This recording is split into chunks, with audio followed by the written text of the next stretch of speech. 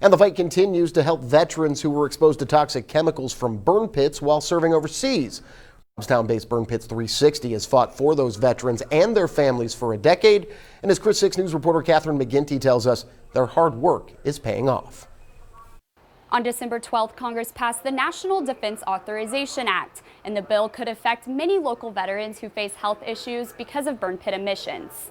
Burn Pits 360 advocates for veterans and families affected by deployment-related exposures, specifically burn pits. We're talking about open air burn pits that are up to 10 acres in size, that have computers, batteries, body parts, anything and everything you can think of, medical waste, hazardous waste. And being exposed to those toxins may cause serious health issues. Cancer, lung disease, brain disease, toxic brain injury, and sometimes even death.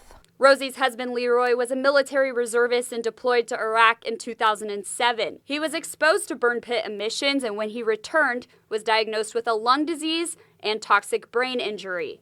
And ever since, they've been advocating for those with similar stories, making a difference all the way up the steps of Capitol Hill. But those that have died are not being tracked. They don't exist to the VA or the Department of Defense, which is disheartening and is an injustice in itself. And now California Congressman Ruiz is fighting alongside them to honor those who have lost their life as a result of burn pits.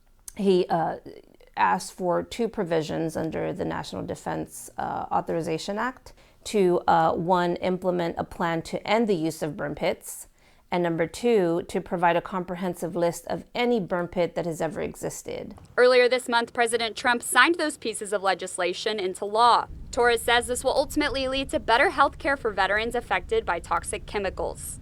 It's a step in the right direction, and we're looking forward to what the future brings here in 2020.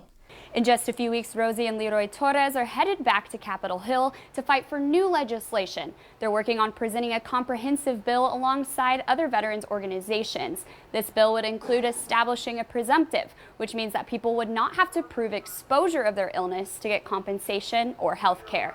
From the newsroom, Catherine McGinty, Chris 6 News.